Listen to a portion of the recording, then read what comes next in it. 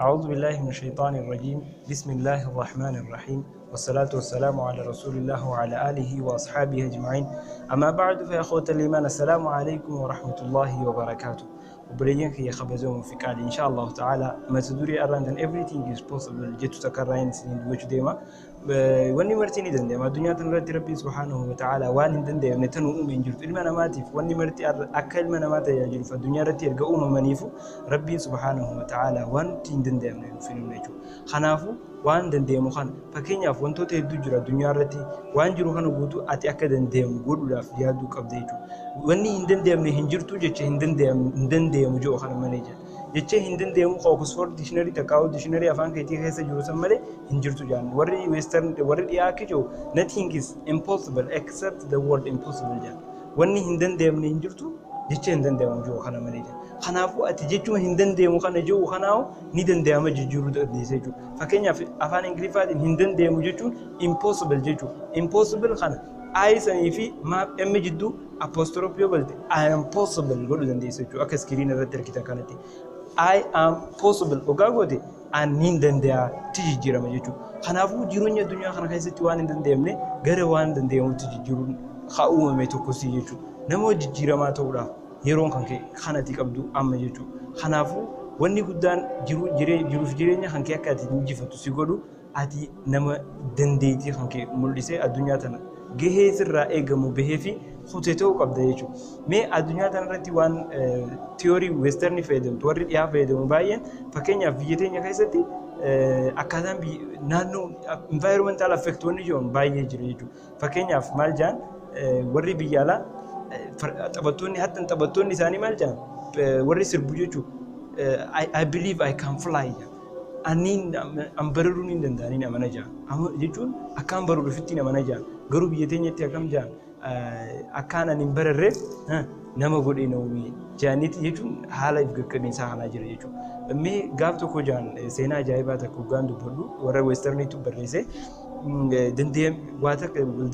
dandeettii kan kee kana keessatti wanni marti danda'amu ishee kana keessatti jaldeeyyiitu jira jaan wal dorgommii amatarraa anuwaalli godhama amatarraa godhamu kana keessatti dorgommii jira dorgommii kanarratti fiiganii gaara qoran gaara kana wal dura qoree badhaasa fudhatu garuu gaara kana takka namni fiixa beenju jechuun gubbaa isaanii ni beenju hundi oliiqee xiqqeetuma namuu haruma sadarkaa oliiqee isaa ol ba'e santu sadarkaa guddaan isaa kannamee badhaasa fudhate jechuudha.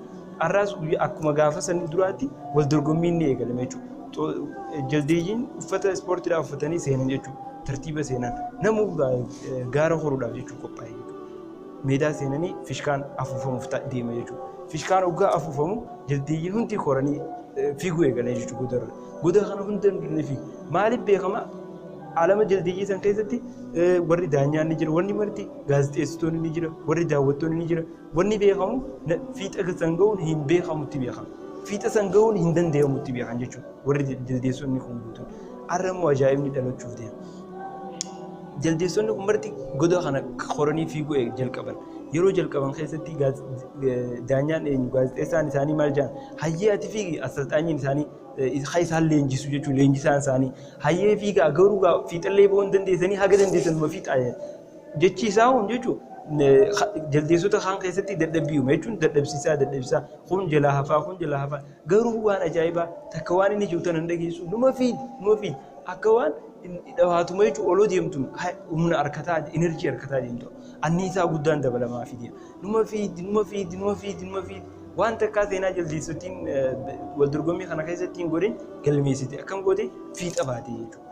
Alama jaldeessota kana keessatti hin dandeenyu maal gaara san fiixa ba'u garuu ishiin fiixa baasteeti agarsiiste jechuudha. Wayi ajaa'iba sanboodaan hoggaanii fi wal dorgommii kana injifattee mo'attee namuu fishkaa afuufee fi akkasumas namuu ililchee fi namuu gartee abaaboo gammachuudhaaf fidee kannee fi namuu itti haqqafee namoonni adda addaa dhufee simatee wanti gammachuun ishiin gammachiisu kun erga dalaganii booda gaazexeessaan illee dhufee hayyee jeen wal dorgommii kanarratti waan takkaa hin uumamin injifachuu bira dabree fiixa ba'uu takkaa alamni jaldeessaa fiixan bahin kan. Fiixa baatee arra nu agarsiisuu kee kanaaf bakka gammaddisiin jecha mee iccitiin milkaa'ina keetii iccitiin waan kana hojjechuu keetii maalii nuuf himi jeen gaazexeessaan jaldeessaa sun jechuudha. Gaazexeessaan jaldeessaatiin hoggaa inni itti himu jalaa dubbachuu didde Hoggaa kana ammaa si gaafata jechuun amma ishiif ibsu jechuun afaan jijjiiratee afaan birootiin akkana jeenii jechuun akkaataa dubbii isaa jijjiiratee itti himu. Ammaas ishiin jiraan dubbatu hayi akkana mootii sadarkaa duraa qabattee ammaas goda san fiixa bahuu kan keetu jechuun ifa jabdeeti moo maaliif kan dubbannee maal jeeniiti itti dubbate jechuudha. Ajiib ishiin ammallee hin dubbattu. Rakkoon jiru maali?